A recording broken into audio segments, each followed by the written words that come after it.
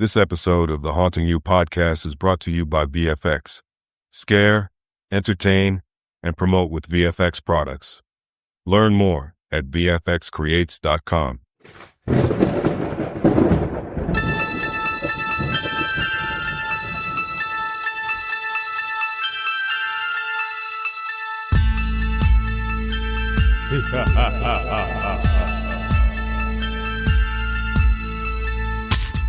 Coming to you live from the Chamber of Haunters Studios, this is Haunting You. I am your host, Leslie Reed. And I'm Keoni Hutton. Welcome, everyone, back to the Haunting You podcast. And look at this. It's a second episode in July. Could it be? Are the Haunting You podcasters actually getting their together? No, that is not what is happening. This just worked out really conveniently, and timing is working with us for a change. And we're taking advantage of it as best we can. We're taking advantage of the timing as we can. Exactly. In the meantime, it's mid-July, so we are working ourselves up to Halloween, and it's getting closer, and we're inside 100 days, and I'm freaking out because I have barely started building anything yet. But we have a map. This was very exciting because... So I just shipped all my children off to grandmother's house, and they're going to be there for 3 weeks, which is phenomenal. No, we did not come back. I know Leslie's giving me a betrayed look because I did not come back to Colorado and see them. We sent them more of wondering are you going to come back to pick them up? No, they flew UA unaccompanied, and they're flying unaccompanied back. And apparently they did very well. So I'm very impressed with them. Although my older son did call both my wife and I the next day, because they ended up landing at like 2 a.m. Eastern time, right? So like they were ready to pass out by the time they got home and everything. So they called us the next day. And my son told me this very elaborate story of what happened on the plane. He was explaining to me how I'm going to paraphrase, but I'm going to try to do this as true to the original. True to the child as possible. He was telling me how the plane flew into a storm and it got super bumpy, and then the plane crashed into the Atlantic. No, the Pacific Ocean, and he had to rescue his brother from the wreckage and swim with his brother on his back to land, give him CPR, and then walk the rest of the way to Granny's house. And wow. Let's start with the fact that, one, they flew from Maryland to Colorado, so nowhere. At no point were they over the Pacific Ocean. Ever. So, like, I'm interjecting as he's telling me the story. He's like, and we crashed into the Pacific, and I had to swim through the giant fields of grass in Kansas. Like, but I was at least impressed with the way that he was able to keep his story consistent from my wife and I, because we compared notes later, and he must have had a very, very vivid dream. Luckily, that dream did involve him rescuing his brother. Indeed. That was the other thing that got me, because his brother is a much better swimmer than he is. So, like, another red flag here. Right, because the Pacific Ocean wasn't a big enough flag. The Pacific Ocean was not a big enough red flag. Well, I'm glad he volunteered to rescue his brother. Indeed, right? Like, such a good older brother. But anyway, so we ship them off, which gives us like free time. And so we're having date nights. We're going out and doing stuff. Fancy schmancy. We did a ghost tour in DC on Saturday night. That was so much fun. If anyone's in the area, it's called Nightly Spirits. And it is a combination pub crawl and ghost tour, which was, like I said, it was so much fun. We had the tour guide who did our tour. His name was Steven. He was British. His British accent lent all of the stories this just air of credibility that I don't think they would have had otherwise. Yeah. Okay, so total sidebar. Total sidebar. Go ahead. I started watching True Blood because it's on Disney Plus. Interesting. And it's on Disney Plus? Because it's through Hulu. Hulu, yeah. I didn't realize it was on there. If you have the Disney Plus Hulu, you will have access to True Blood. The number of things that you get access to on Disney Plus through Hulu, it's a little scary. Concerns me. It's a little scary. Yeah, 100%. So I started watching it. And I stopped halfway through. And I will go back to it at some point. Halfway through the series? Or like... Through the first episode. Oh, geez. For no other reason. Okay, so premise, vampires now have synthetic blood. So they have come out and are now, living amongst us and everybody knows. Right. This show is set in Louisiana. Okay. So the vampires have Southern accents. Oh, God. And I'm not talking like posh Interview with a Vampire, Tom Cruise, Brad Pitt. Posh Southern Louisiana accents that are basically British. Right. No. We are talking backwoods, still understandable, so not quite Acadian. Hick. Southern. Coming out of a vampire's mouth. Nice. I can't handle it, huh? So wrong. Couldn't handle it. I remember. Now that I know that that's what I'm getting into, like, I'll be able to make that adjustment. But like from the initial, the only other thing about it was like, okay, this finally explains something else that I've always wondered about, which is there's an author that I like. I haven't actually read any of her works, but I love what she puts up on YouTube. Fair. And she's a romance author, Elizabeth Wheatley. And one of hers is this conversation between all of these different romance genres. And I've never understood why her paranormal romance genre character has a Southern accent. I understand now. Okay, so that was an entire sidebar. Hysterical. Absolutely nothing, but it's talking, accents and how they influences how the way that you things. Right, and it makes a difference. And there's just something about that British accent that just like, I don't know if it's who's the guy who does all the nature documentaries? David Attenborough. Like, you grow up with David Attenborough during documentaries, and of course you're going to take that a little bit more seriously, gold right? Standard.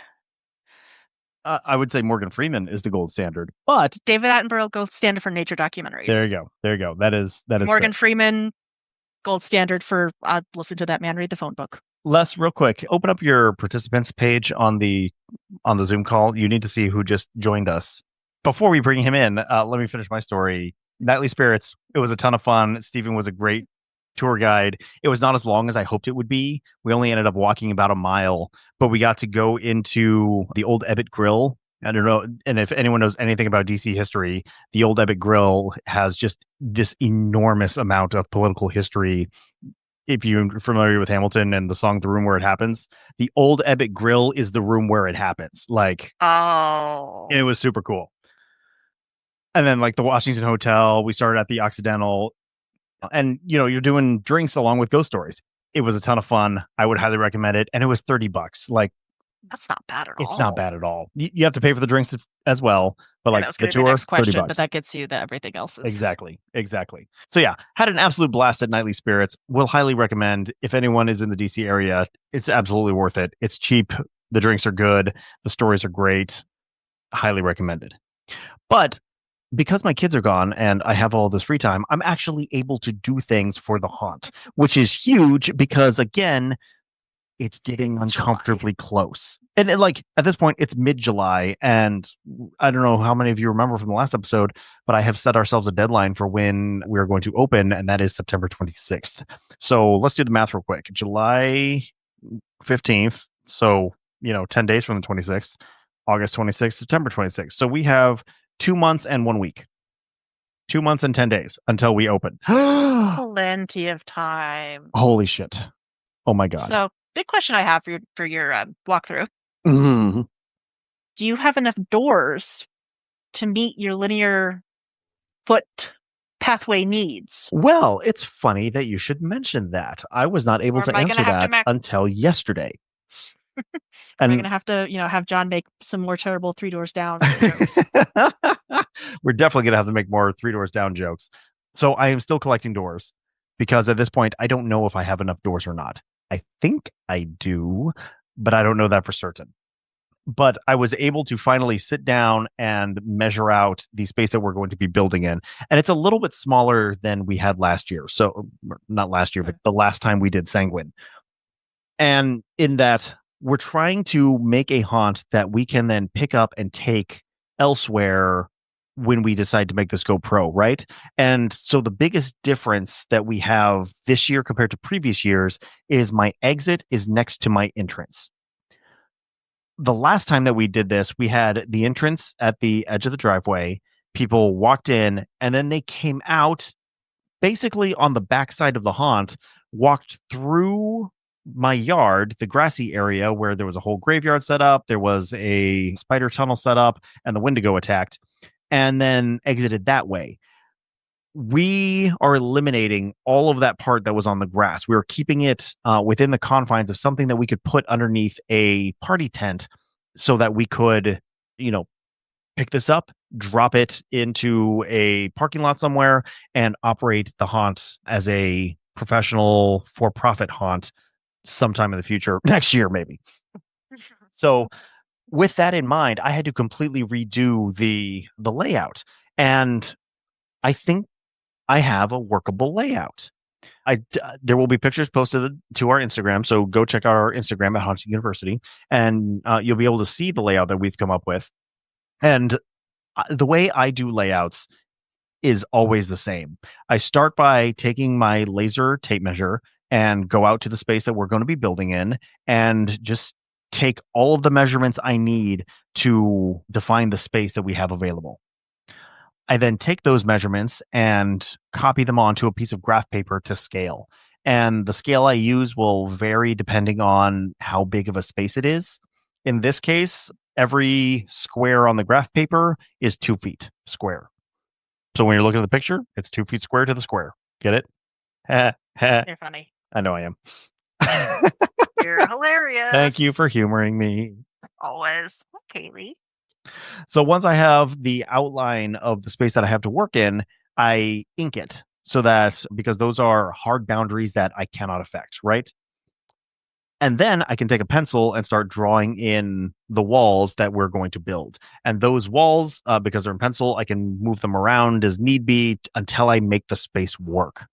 We did an entire episode where we talked about layout way back. Oh my God, way back. Yeah, that was a while ago. Yeah, We should probably do another one about layout. We should probably do another one about layout, but I'm going to just real quick. Let's see what episode that was.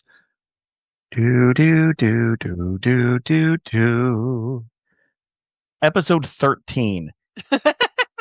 And we are on episode what now? We're getting close to 100.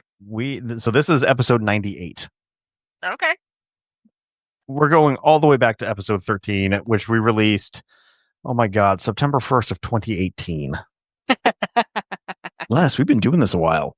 Yep.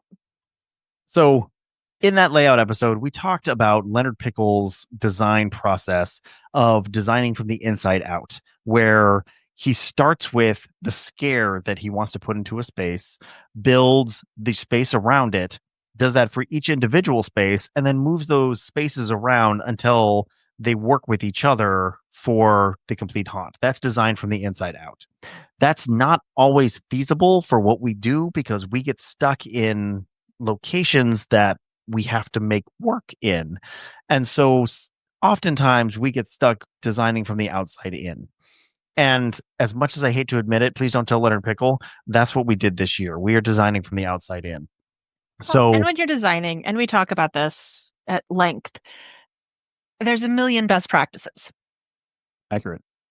Go with what works, with what you have in terms of space available, time available, experience available. So yes, Leonard Pickle's method, fantastic. The It doesn't ideal. work for you. It doesn't work for you. And that's okay. Yep. Go with what works and what makes sense to you. With everything that we do, take the pieces that work for you, discard the pieces that don't, and hopefully it helps you do what you do better.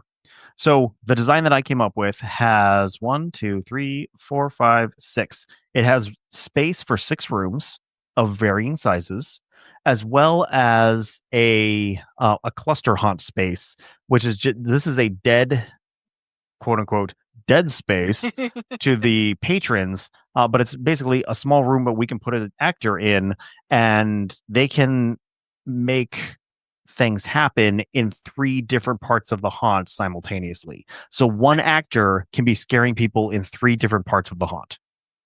Cluster haunting. It's the way of the future. Not really. It's the way of making haunting work when you don't have very many people. And you can only kidnap so many of them. You can only kidnap so many of them. So we are maximizing. Have your list of kidnap victims for the year? Not yet. So that's kind of the next step. Right now, all I have right now is the basics of the floor plan.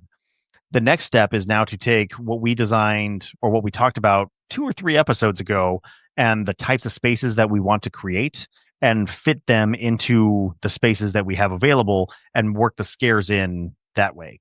And then from that, we'll be able to get a pretty good idea of how many people we need to execute this. And then I start looking for volunteers. Take the dogs out. So that's kind of our design process, right? And that's where we are. So we have the layout. Now we got to figure out what is going to work best in that layout. Something I'm very excited about. We're bringing the Wendigo inside the haunt, which is something we did not do last year. He attacked from the forest.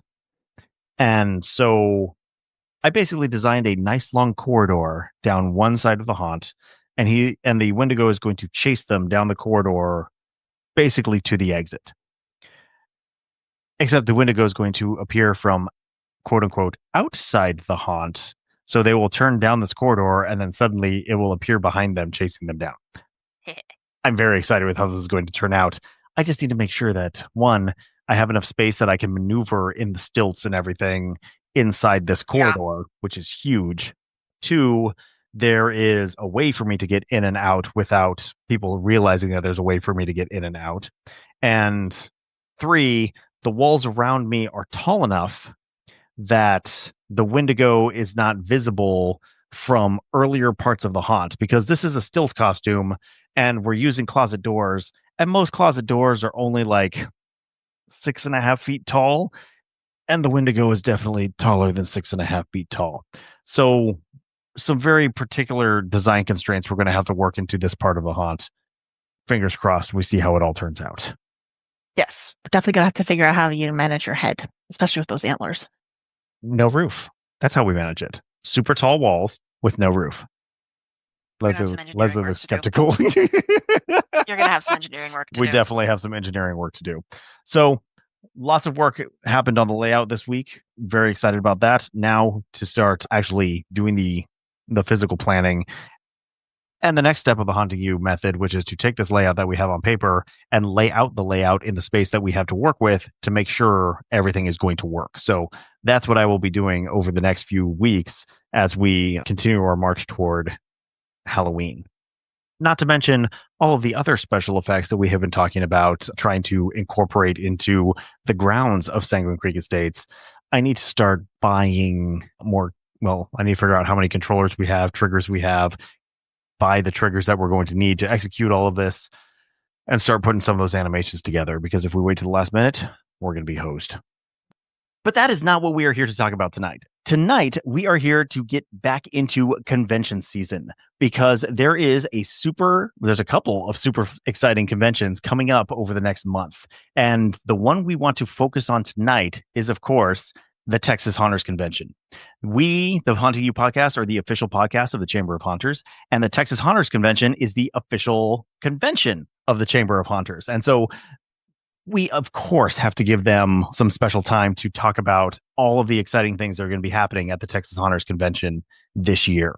And this year looks like it is set up to be even bigger than last year. They've moved into a new location that's larger, more accommodating, and they are rolling out some new features as well to really up the entertainment value.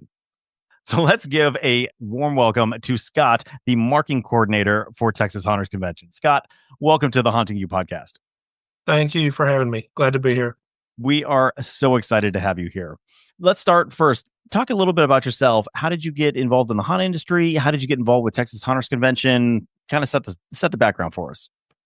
I have been in the haunt industry, oh gosh, I'm going to age myself here, pushing 40 years. I started young. Back in early days, my wife and I got involved with the JCs in the haunt industry. We did several haunted houses with the Corsicana JCs of all places. Got involved with them, helped them build haunted houses. We acted in haunted houses, helped with layout and do stuff like that. We did that for quite a while. And then we kind of didn't really move away from it, but, we had family starts. We start a family, go to college, all those good things. Then we got back into it. We did home haunts for numerous years. And then as our children got older, my children started participating, and one day they approached my wife, and they wanted to go to a real haunted house. They wanted to act in a real haunted house, not not at home. Yeah, not mommy and daddy's yard haunt or mommy and daddy's garage haunt or trail or whatever we had. They wanted to act in a real haunted house. So we found a couple, Can Milton and Kuzer, who did the Dungeon of Doom in Arlington. And my son started acting there. We went and met them, and they said they'd take him under his wing and teach him the ins and outs and take care of him and watch him. And Kay Kuzer was amazing. She brought my older son in, and shortly after that, my wife got sucked in.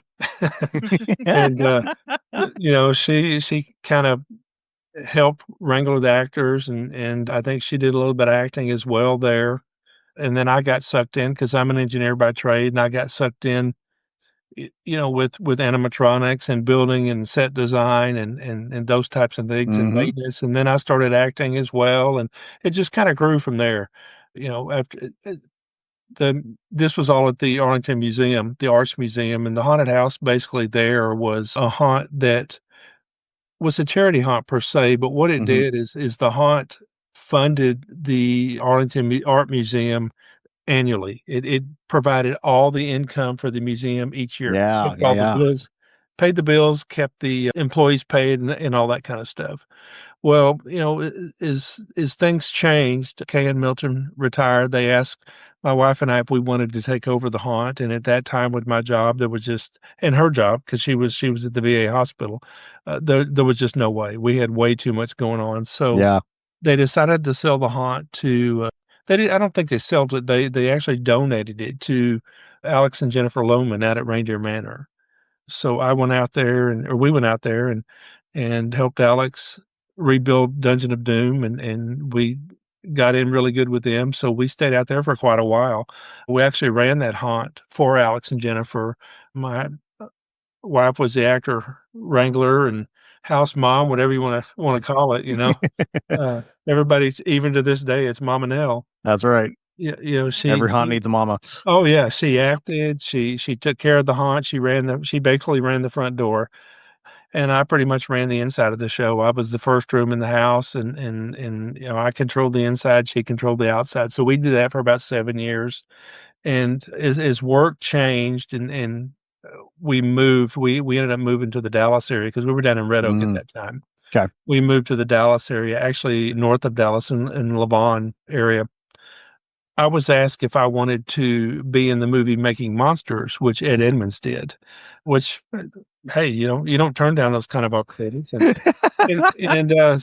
I did. I got involved with Making Monsters, and I think Jim and Jay owned Dark Hour at that time.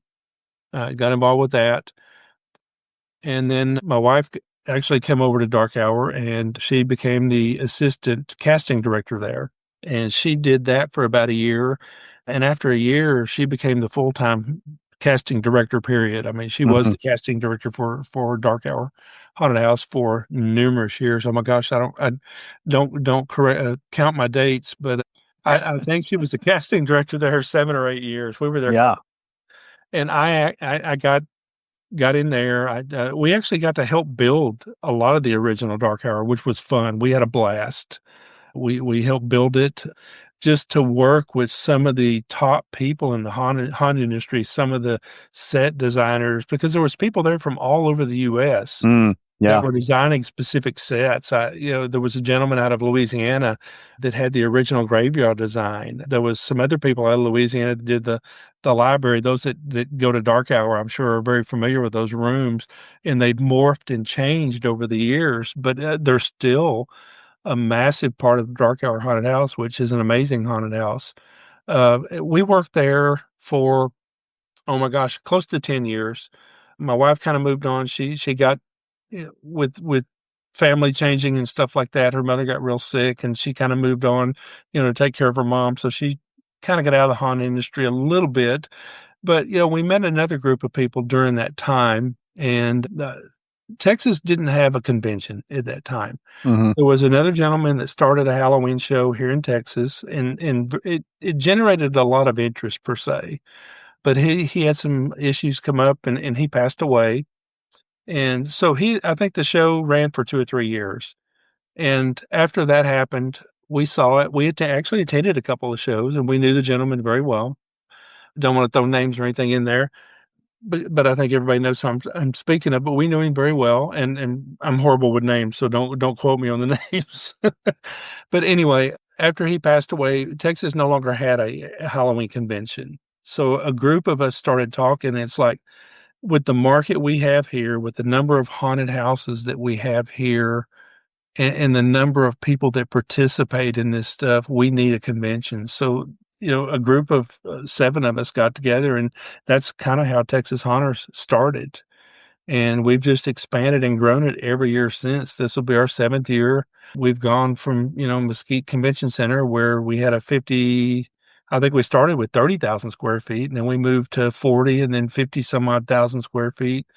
And now here we are at Irving this year, year 7, first year in Irving. So it's going to be a learning experience for us, but we're ready to tackle it. But we've moved up to 90,000 square feet, and we have over 170 exhibitors this year. So that's 3 times your original footprint in 7 years. Yeah. That's outstanding.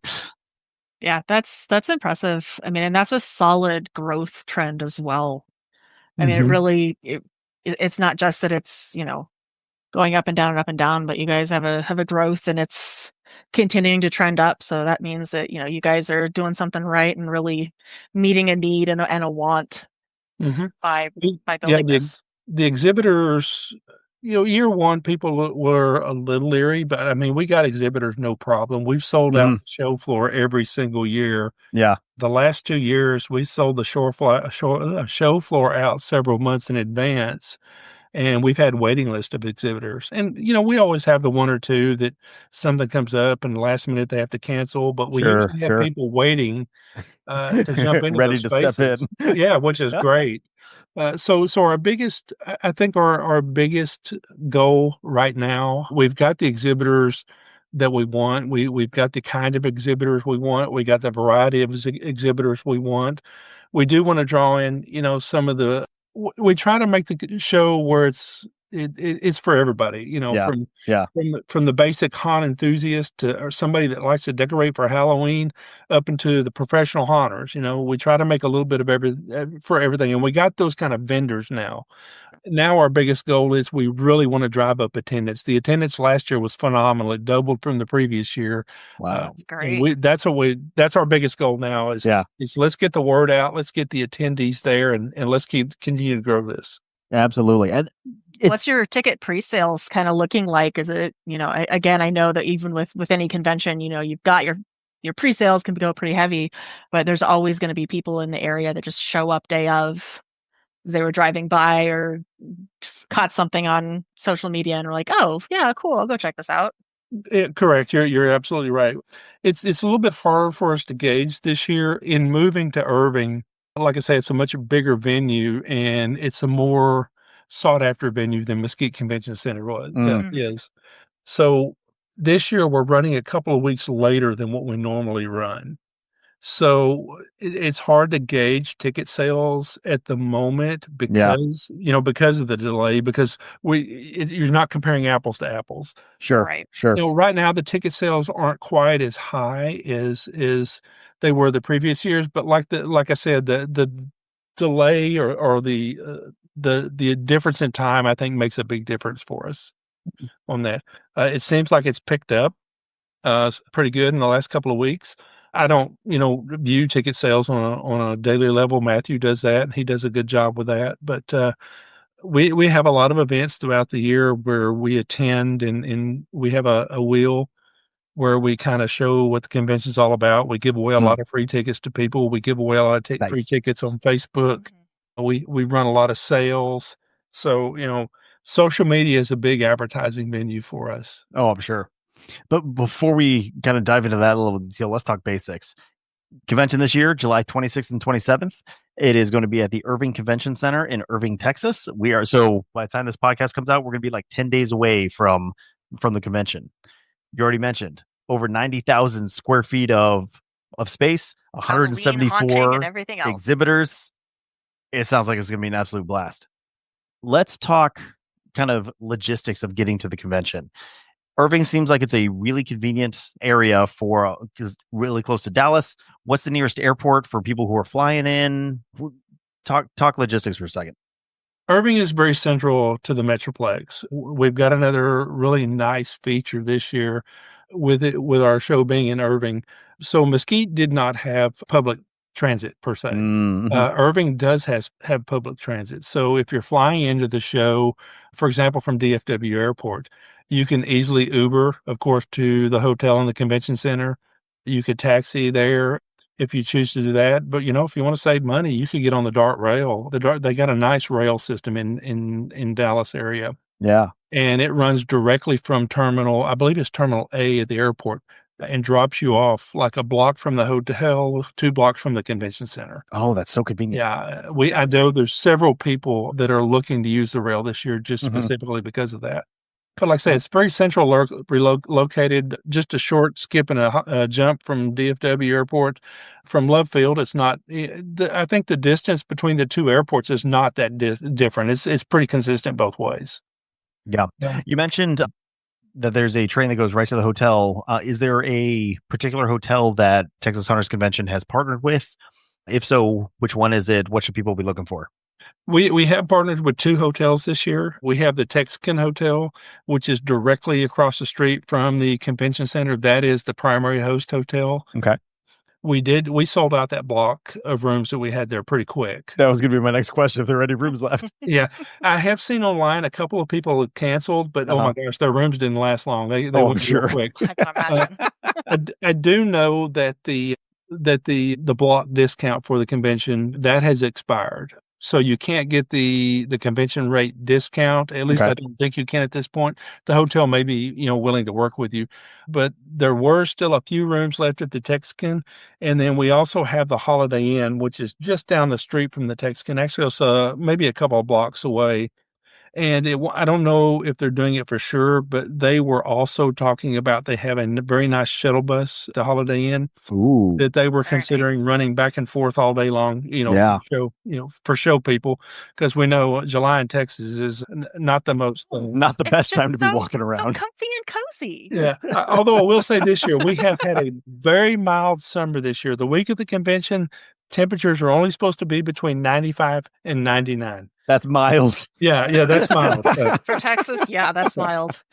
We've done trips to Houston in August and July and August, and yeah, it gets hot and it's humid. But like I said, this year's been mild. We've had a whole lot of rain this year, more rain than we ever get in this time of the year. But yeah, obviously we saw some of that last week, and our hearts go out to all the folks who were affected by the massive flooding last week.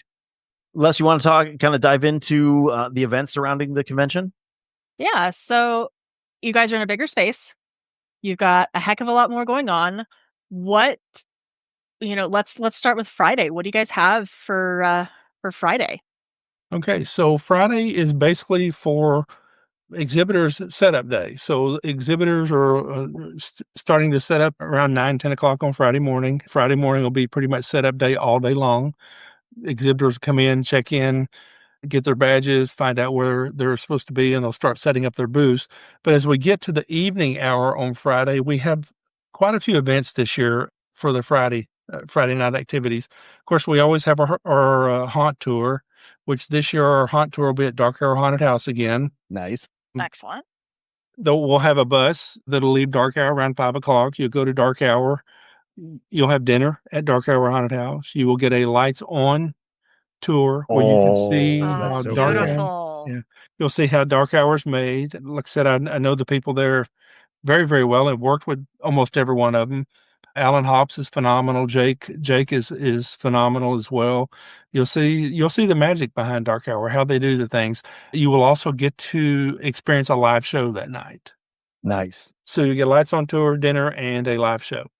For those that and tickets are all of course they're limited because of the meal and everything. Bus space and meal. Yeah. If anybody's listening or when you listen or when you hear this, if you want to go to the haunt tour, I would suggest you get online and buy your tickets quickly because it will sell out. It sells out every single year. Yeah. But for those that don't go to the haunt tour or don't make it to the haunt tour on Friday night, we also have the meet and greet that it's a little bit different this year. So the meet and greet in the past was an event you had to pay for or register for, but it was primarily for VIPs and exhibitors, where you get to go in, you get to meet the exhibitors, you get to talk to the exhibitors about their products, how they do things, this and that. And it's a really neat experience to get to sit down and talk to a lot of these people, because they have so many different products and so much experience in the industry. Just to hear them talk and show a lot of their products is really neat. But this year it's totally different in that it's open to anybody that has a show floor ticket. So if you have a ticket to the show, you are welcome to the meet and greet on Friday night. There will be some light snacks, hors d'oeuvres, and things like that are served, while supplies last, of course. There'll be a cash bar, of course. Also important. And all this, yeah, right. All this will be in the junior ballroom. Okay. And, following the meet and greet, we'll have a game night. We have Reds that comes in every year, and they do a game night. There's a game night. There's all kinds of haunted type games, haunted house bingo, things like that. Oh, nice. Okay. Different things like that. Just all kinds of fun games and activities to do. That'll follow the meet and greet. Again, the cash bar will still be open for that. So you'll still have plenty of time to mingle and play games and have fun with that. And another nice thing we did this year is after the game night, we will also have Party of Darkness that performs from 9 to 11 p.m. So live music. It'll be a live music. They played the last 2 years and they were very, very well received. They played on Sundays the last couple of years. And there was a lot of people in attendance. They're a very, very good band. A lot of them are local haunters in that band. One of them from Dark Hour, one of them from Reindeer Manor. Actually more than one from Reindeer.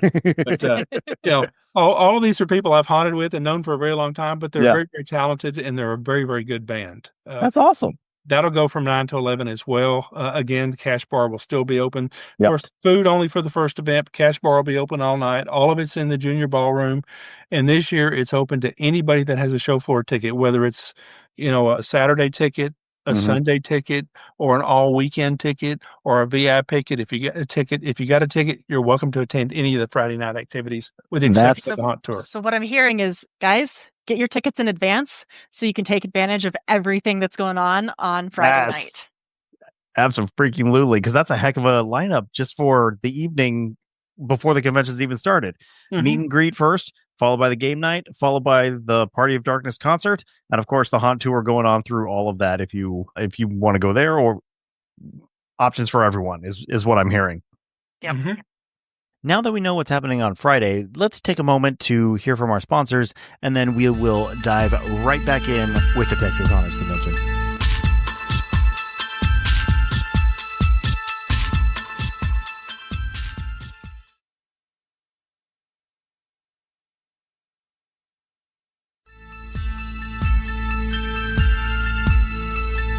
Speaking of which, we haven't talked about tickets yet. You've alluded to it a couple of times. Talk about the different ticket levels, kind of advantage, disadvantages, cost of each. Sure. Well, we have the Saturday ticket, which is a Saturday show floor ticket. The show floor will be open Saturday for VIPs at 9 a.m., for general admission 10 a.m., and the show floor will be open until 5 p.m. in the afternoon. So VIPs can get in at 9 a.m. Extra hour on the show floor. Correct. VIP tickets, and of course, VIP tickets, they're very limited as well. We did increase the number of VIP tickets this year. They're getting close to sold out, but I believe there are still some available. Yeah. The VIP tickets cover your convention pass to get into the show floor. It's good for Saturday and Sunday. It's good for all the events that we have, with the exception of the haunt tour. I don't believe the haunt tour is included. I'll have to look, but I don't believe the haunt tour is included in the VIP. But we do also have classes that the VIPs are welcome to attend any classes that they wish to attend, with the exception of the make and takes, because the make and takes are cost classes, of course, because there's materials and things like that are involved.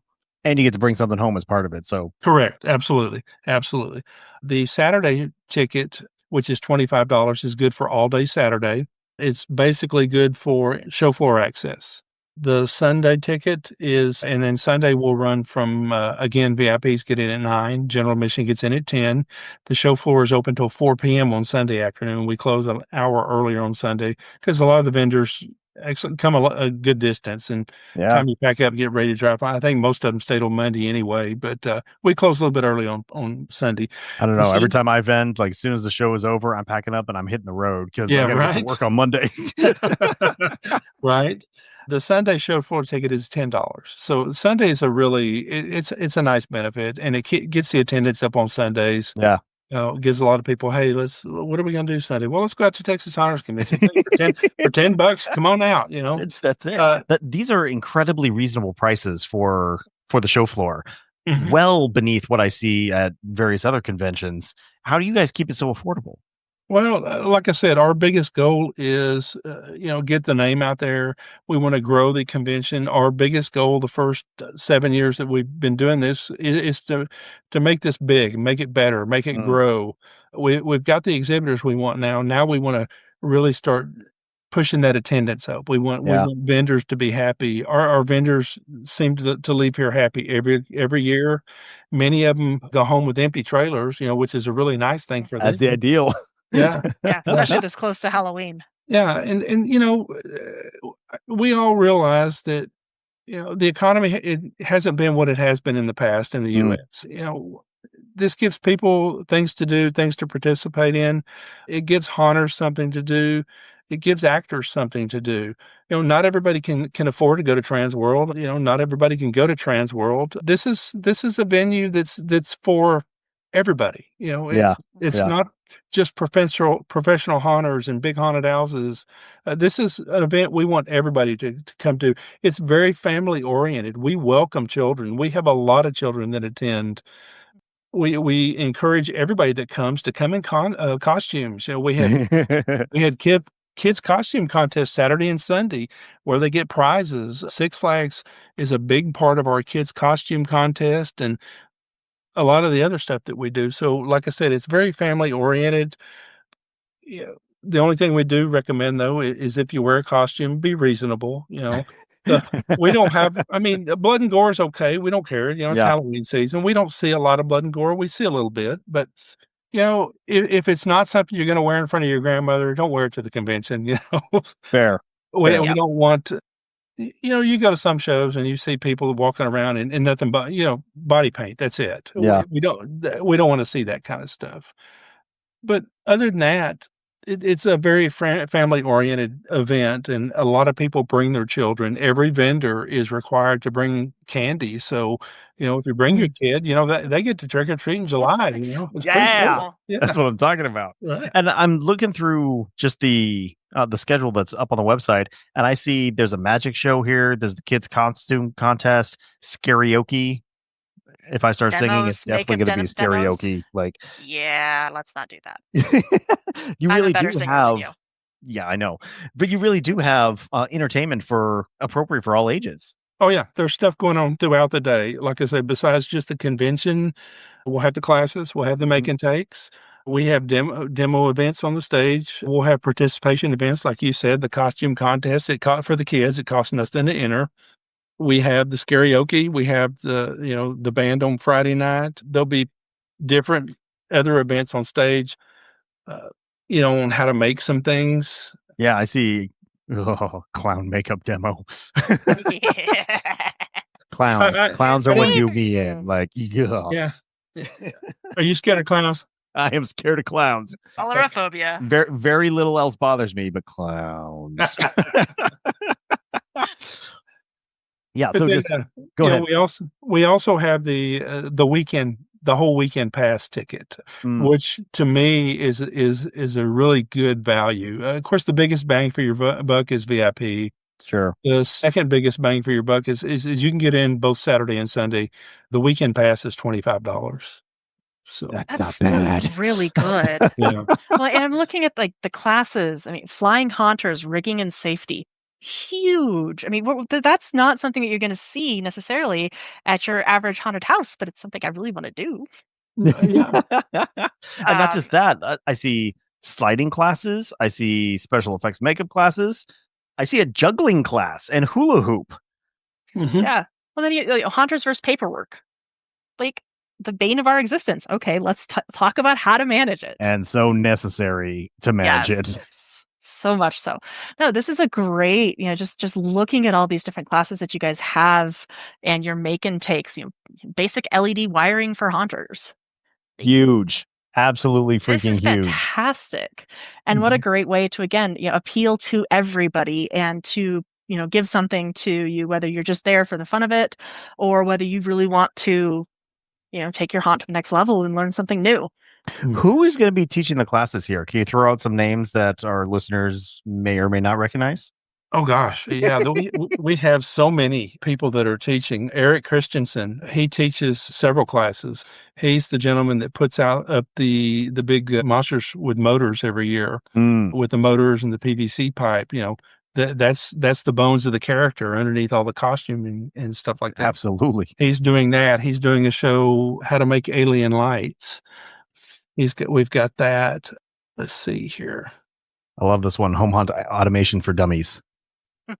Yes. Yeah. Yes. And one of the classes that me personally that I wanted to see, and I have learned how to do it on my own, and it was a class that I wanted to teach, but of course, being an owner and a big part of the production and stuff with the convention, we're not allowed to do that anymore. But I was always wanting to see, because I also have an escape room business on the side, and I build most of my props and stuff like that. I do a lot of other people. But when you get into that part of it, you have circuit boards and props and, switches and all this and that you have that are behind the scenes. And a lot of people, they buy I don't want to throw any names out here, but, they buy different types of controllers from various companies here. And so a lot of them are pre-programmed, but a lot of people want to learn how to program them too. So we've brought in a gentleman this year that's going to teach our basic Arduino, what it is, and then basic Arduino programming. It's actually from Dark Hour, by the way. But we have Bill Bonder. Bill Bonder is phenomenal. He has Mindtrack Creations, and he is probably one of the best foam carvers I have ever seen in the industry. He's just phenomenal. He's going to do EVA foam for dummies this year. He's going to do the foam class. If it's foam carving, it's going to be for dummies, like me. Yeah. A lot of the Six Flags people like Colton Davison and Dan Blewett, they're teaching the sliding class. Where if you go to, was it Fright Fest? I think that Six Flags. Yeah, Fright Fest. They have sliders all over the place, and they're very, very good at what they do, and they're going to teach this to other people on how to do it. We've got Raven Faye, who's going to do the clown makeup demo. I think that you're so fond of. She's doing the clown makeup demo, and she's going to do pro age transfers. We've got Jonna, who's going to come in, and Jonna is the one going to teach the ins and outs of the haunting and the paperwork, how to deal with your tax people, how to file your state sales taxes, and all that good stuff. The business side, the truly scary part of haunting. Exactly. But we've got a lot of instructors. We've got a lot of new instructors this year. We've even got a class on how to make your own laser vortex. Yes, nice. That is an effect I've used the last couple of years. That is a consistent hit. People love it. Yeah, there's a good variety for everybody, in all honesty. But Chase Street is going to teach the Arduino class. Well, we were talking about that a while ago, and I can't remember the gentleman's name. But Chase Street's going to teach that. He's been in the haunt industries for about 15 years. So. Yeah.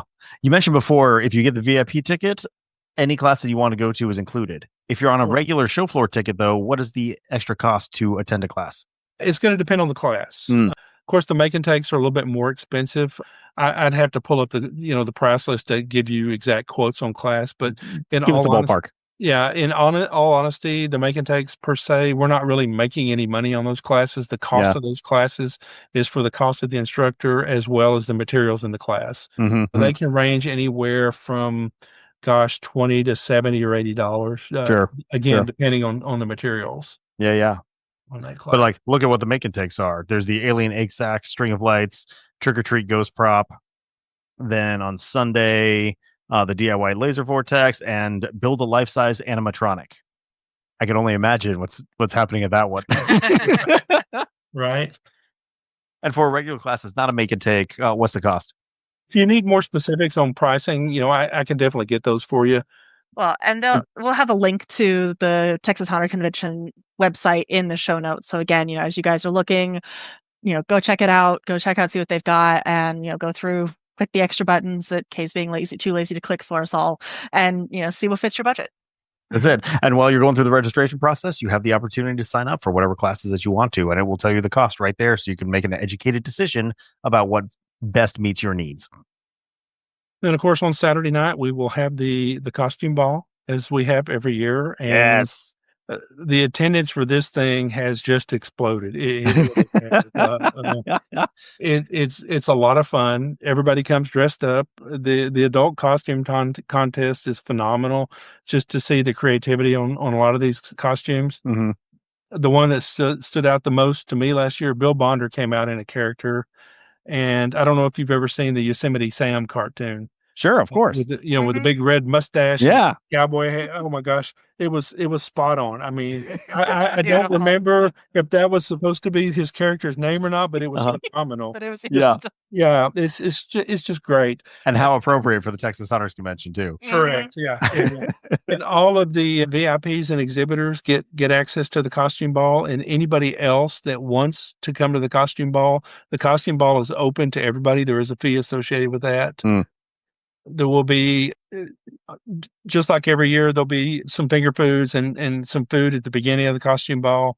It probably won't be available all night. It'll be, while it lasts. Sure. There'll be a cash bar the entire night. There will also be an adult costume contest. Yes. And I wanted a little more detail on that. What should people be preparing for the costume contest? Are there particular categories of costume or like? Yeah, there's a variety of categories. If you're coming to the adult costume contest, creativity is a big part of it.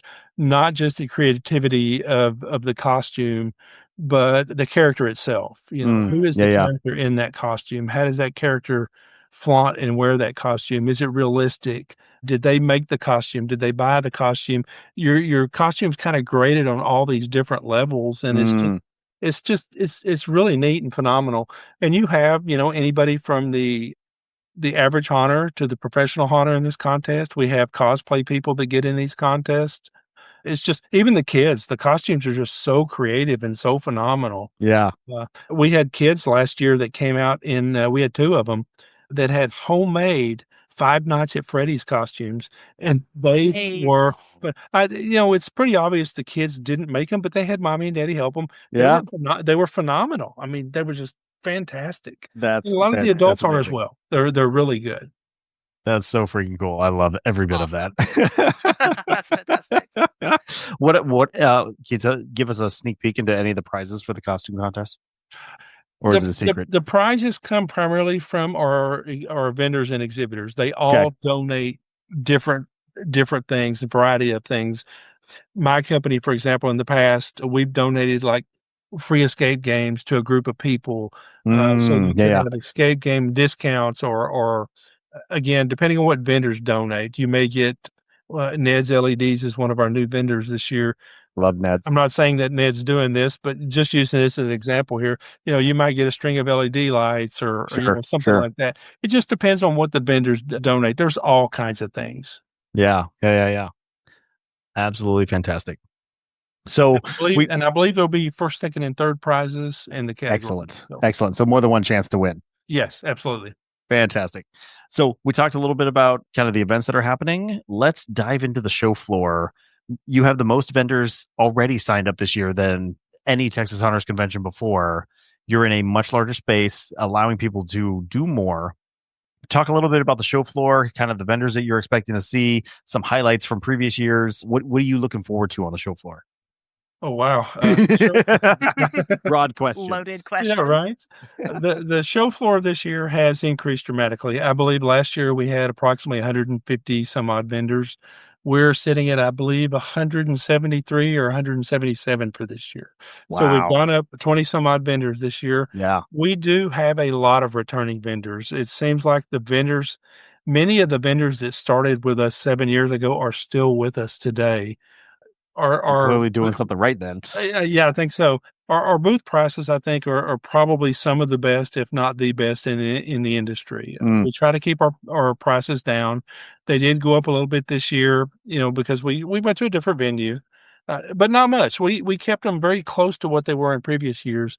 But we offered some new things to vendors this year, and I know I'm getting off track here a little bit, but you know what? If you're ever thinking about vending at Texas Hunters, it's something to look at. We include free basic electricity to every, not table, but every booth on the convention floor. Oh, that's huge. Yeah.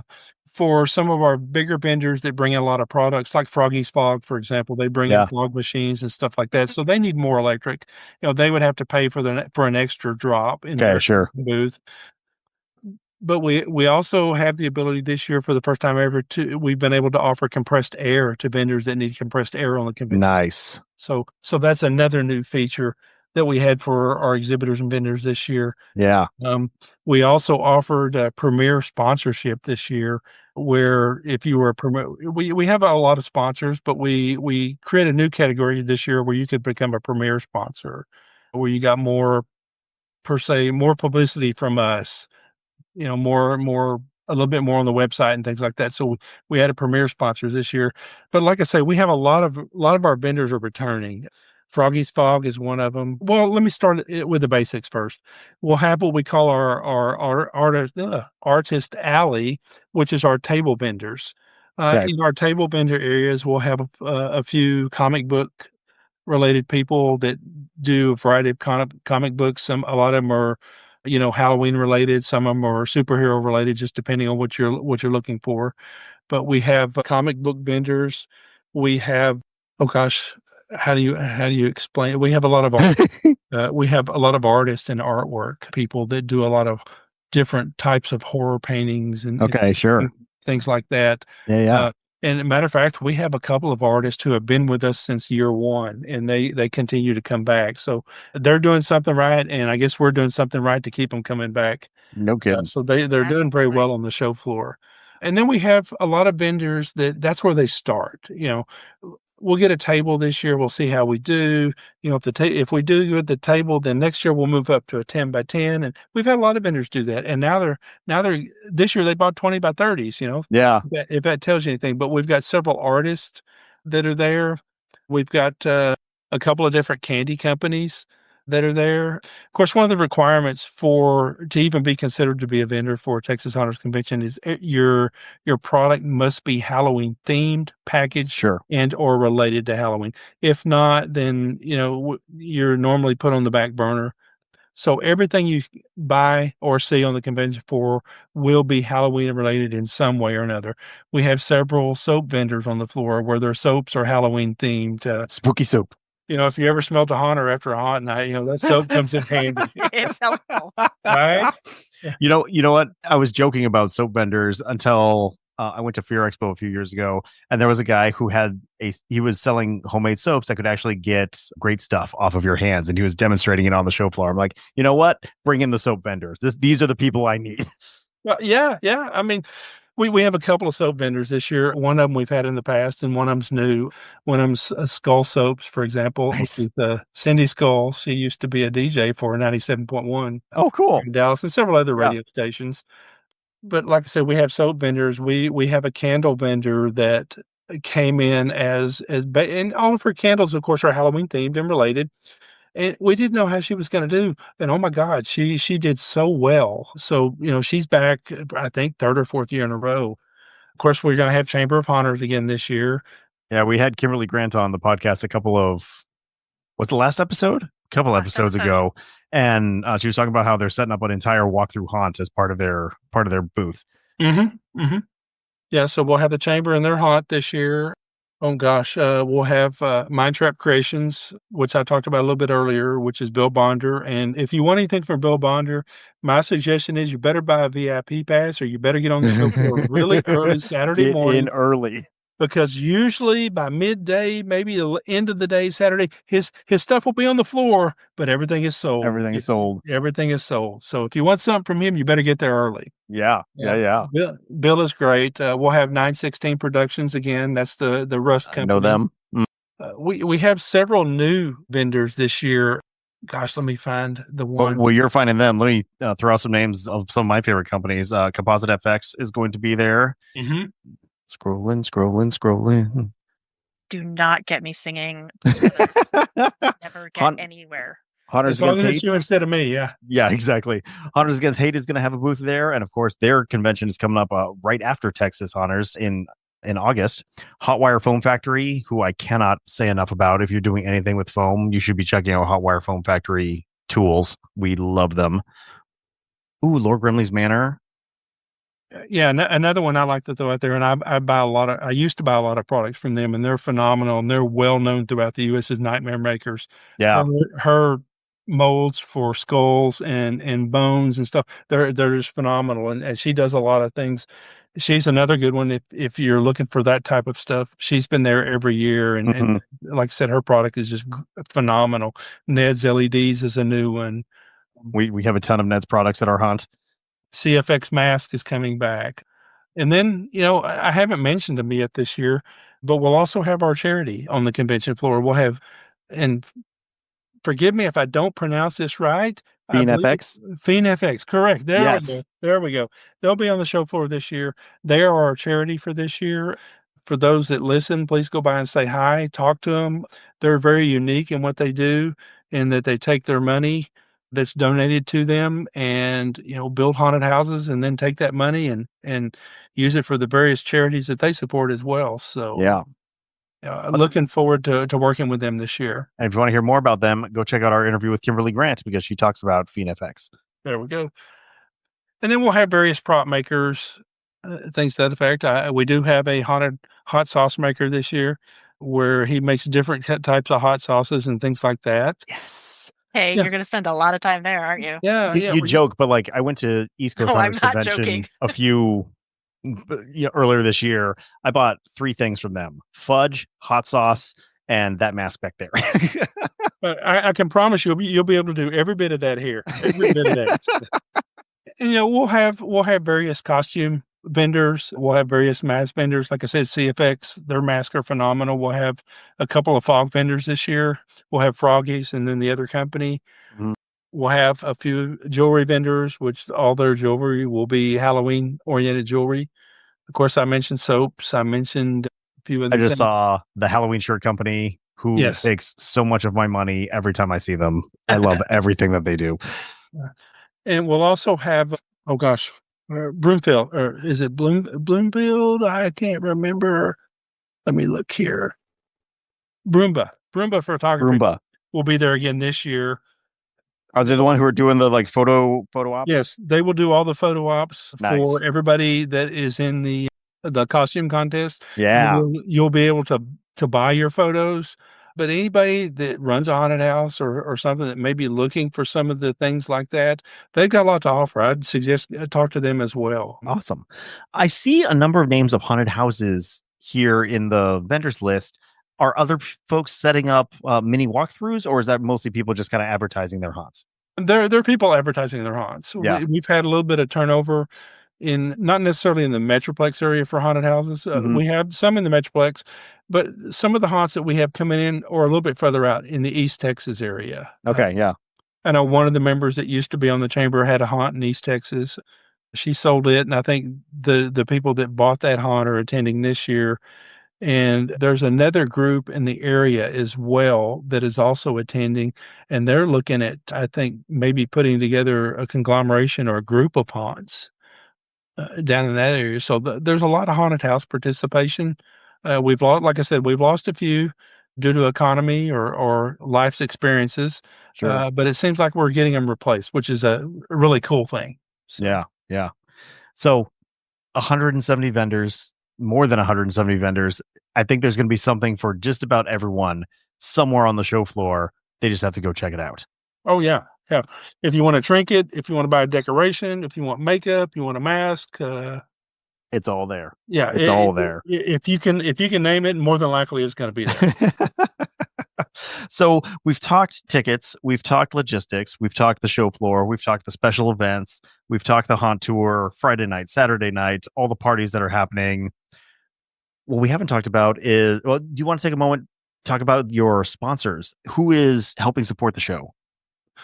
Okay, so our sponsors this year, of course, Dark Hour Haunted House is always one of our big sponsors. I work directly with Dark Hour every year. We've got Dark Hour as one of our premier sponsors this year. We also have Froggy's Fog, who is also a premier sponsor this year. As I said earlier, we have premier sponsors now as well as sponsors. There are two premier sponsors. Our sponsors for the show, we have the Chamber of Haunters. Of course, we're glad to have them every year. Of course. They do a lot for us, and we return the favor, hopefully. We have Consider Dead Death Apparel, which is a new sponsor this year. More than happy to have them, and hopefully we're going to grow with these guys. We have Six Flags, primarily their Fright Fest. Nice. Six Flags is a big sponsor in our children's area. And as always, Haunters Against Hate. Goodness, I mean, I don't know what we'd do without groups like that. They're phenomenal with everything in the area. We have Haunted Mansfield as a sponsor. Of course, we also have HAA, which is the Haunted Attraction Association. We're glad to have them back again this year. And then we have Underworld Solutions as well. Fantastic. Many of those, I can't say all, but most of these organizations are ones that we have worked with, and I cannot recommend enough. Hunters Against Hate, Chamber of Haunters, Haunted Attraction Association. Great groups for supporting hunters and helping us do what we do better. Definitely, everyone go check them out. Out of curiosity, are you still accepting sponsors, or is it too late for potential sponsors to get in on this? I mean, if somebody wanted to sponsor, we probably wouldn't say no to their money, of course. Good policy. Right. But as far as, I do every year we create a program for attendees to get as they walk through the door. And the program has the layout of the floor. It has the different activities at what times throughout the day. It's basically an event program that shows everything that's going on through the weekend. Yeah. We do have our sponsors, of course, are highlighted in the program. We also have a lot of people or companies that come in and just buy ads just for the program itself. For example, the Westin Hotel is a hotel right beside the convention center. They are not a host hotel, but I worked with them the latter couple of weeks, and they've decided to buy a program or an ad in the program this year. And they're going to do a lot of neat stuff. For example, they're going to have their coffee shop open every morning for attendees. Very appreciated, especially Sunday morning. Yeah, right. They're going to have, they have a bar, they have a restaurant and a bar. Anybody that has their convention badge, ticket, or wristband, if you show that, you will receive a discount on food. And they're having monster flights in the bar as well. So nice. Different types of monster flights. But for details on that, you can see that in the ad in the program itself. So yeah, if you wanted to sponsor, you could still do that. But as far as getting ads or anything like that, I need a month to get that stuff printed. So sure. That's why that went to the printer. So Yep. It is too late for that. Yep. Fantastic. But if you're interested, by all means, let me know and we'll work with you next year, because as soon as this show's over, we start on the next year. So. Start planning for next year. Yes, absolutely. Sir. Just like a hunter. Finish one season and on to the next. Oh, yeah, absolutely. Well, Scott, what have we missed? Is there anything that you wanted to talk about that we haven't brought up yet? Not that I can, Yeah, I'm skimming through our list of things we've chatted about before. I think we pretty much covered all of it. Like I say, it's very family oriented. We get, questions about that a lot. So, if you got kids and that's a holdup for you, with your kids, bring them out. Sometimes, one thing I did not mention, but we've had this every year, is if you do bring your kids to the convention floor and they get tired or they need to sit down and you want to keep going, hey, we got a nice little kids zone. We've got activities for the kids. There's different types of coloring they can do with, of course, convention characters. Our sponsor Slim. That. But we have other activities. They can make Halloween tree ornaments. They can make. Nice. There's the lady that runs our kids zone is she's phenomenal. She really is. She's great with kids. a couple of years ago, I got a little bit into a little bit of a bind, and my granddaughter had to spend the first couple of days with me, during setup and the first day of the show. And she spent a lot of time in the kids zone, and she knows the lady that runs it by name, and they're best buddies. And every year he comes to the show every year and says, I need to go over there and see her right now. I will take you. So, yeah. Oh my gosh, I love it. Yeah. We have the kids zone. So if you got kids and that's a factor, bring them with. They'll have fun, and bring them in costume. And hey, bring a bucket. You can go trick or treat. Get Halloween candy early, There you go. So the Texas Haunters Convention is July 26th and 27th in Irving, Texas at the Irving Convention Center. You can find out more at texashauntersconvention.com. And of course, check the show notes of this very podcast, and there will be a link to it right there. Scott, thank you so much for taking the time out to talk with us here on the podcast. It has been an absolute pleasure chatting with you, and I am so excited for the convention. I hope it goes just absolutely fantastic for y'all. Good. Me too. Are you guys going to be there, or? Unfortunately, no. I'm on the East Coast right now, and so getting out to Texas is tricky. I get you. I hope one year it will work out. All right. Well, I'm actually flying to the East Coast for that weekend to go to the concert with my sister. So just didn't line up this year. I get it. But hopefully we'll see you guys soon. Absolutely hope so too. Thank you so much. We'll talk to you later. All right. Sounds good. Thank you. Bye. Bye-bye. All right. I think Texas is going to be an absolute freaking blast. Yeah, I'm bummed that I'm going to miss it. And I love their charity partner. Looks absolutely amazing. Yeah, we talked with, that's Kimberly Grant's charity that she and her husband operate, and their haunt goes to support FiendFX. Definitely go back and listen to our interview with Kimberly Grant, because it sounds like they do just really cool work through that charity. And I could not think of a better charity for Texas to be supporting this year. Mm-hmm. Yeah, 100%. So, Les, you want to give us a quick rundown of our social medias? You ask me for this every time, and every time I give you pretty much the same look and answer, which is no. And I still get joy out of the look of disgust that you give me. So I'm going to keep doing it. Yeah. But in the meantime, everyone go check out the website of the Haunting You podcast at, of course, hauntingyou.com with just the letter U, or on Facebook at facebook.com/hauntingyou, just the letter U, and Instagram, Instagram at Haunting University, and YouTube at Haunting You. You can find everything that the Haunting You podcast does on all of those social media platforms. YouTube is, of course, my favorite, because as we are into build season, I am filming everything that we are building, and all of those videos end up back on YouTube. Along with that, coming up soon, I mentioned before, is the Hunters Against Hate, the event, number 3, Season of the Witch, which looks to be a lot of fun as well. The Haunting You podcast will be there. We will have a booth. I don't have our booth number. I don't know that they've sent us our booth number yet. I got to reach out to them. We can find it on the internet. Haunting You podcast. We are showing up. We show up under the vendors, but there are no booths yet on there. I know that I saw something about this, but I have not yet. I haven't seen what booth is ours. I'm going to have to reach out to them and figure out what that is. Anyway, we will be there. We hope to see you there as well. That is, of course, in Louisville, Kentucky, August 8th through 10th at the Crowne Plaza Hotel right next to the airport. Super easy to get to if you're coming down to Louisville for the Hunters Against Hate event. I am so freaking excited. It's the only place that we're going to be vending this year. And so we will, of course, be doing a live broadcast from the show floor at Hunters Against Hate, the event. Just grabbing people randomly, dragging them over to talk on the podcast as we do. It'll be a lot of fun. Definitely tune in. Keep an eye on social media. I don't know when it's going to be, but it will happen on Saturday during that weekend, Saturday the 9th. Okay, Les, anything else we need to talk about? Go to Texas Hunters Convention, because they've got a ton of stuff, and it's going to be freaking amazing. And you can trick or treat in July. Who doesn't want to trick or treat in July? Right? Fact. All right, Les, take us out. Alrighty. Well, from all of us here at Haunting You, thank you for listening, and happy haunting. Bye, everybody. We are incredibly grateful to all the sponsors who make this show possible, especially our premium sponsors, the Chamber of Haunters and VFX. You can learn more about our premium sponsors by checking out their websites at chamberofhunters.com and vfxcreates.com. Check out our website at huntingyou.com for more information on everything that we do.